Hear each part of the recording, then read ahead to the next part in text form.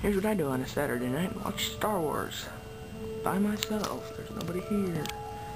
But that's the way I like to watch movies. Anyway, I'm just here to show you right now the very basic sync tube setup. I've shown you guys how to wire something like this before, but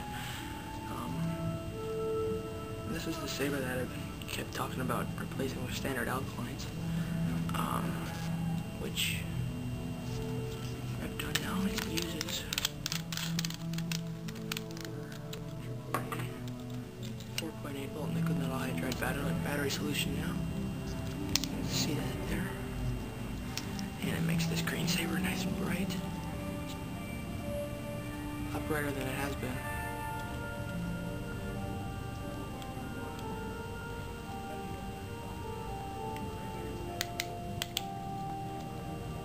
Okay. And with this you can cover it up any way you want. I just use electrical tape.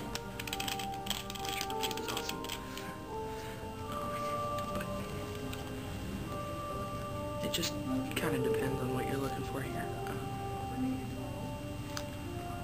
With the nickel metal hydride cells now, it really is much nicer, deep, vivid green. You can probably see that. Just for quick comparison here, here's the Obi-Wan. They're nice and bright together. They look good. Blue's still a little bit brighter. That's just because it's being overdriven at the moment, so there you go.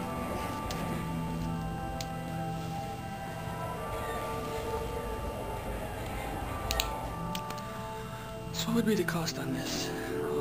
A sync tube I think is like anywhere between $6 and $8 depending. I mean, go to the hardware store. If a hardware store doesn't have a sync tube, they're not a hardware store. The blade holder, if you do the simple 1 1/4 inch blade holder that Tim machines and sells himself, I mean, that's like a, gosh, I can't remember, like $20 part. I'm not too sure about that. I'll post it on the video when I get confirmation of that. But if you go with something like this, it's going to be a little bit more expensive. I think I made this one for around, I want to say $80-ish. So, you know, that's because it uses more parts. But if you go with the basic setup, I would say probably 65 to 70. That's with all the electronics, and it's cheaper to make a blade yourself. I would recommend checking out FX Sabers, because there's a tutorial there on how to make a blade yourself.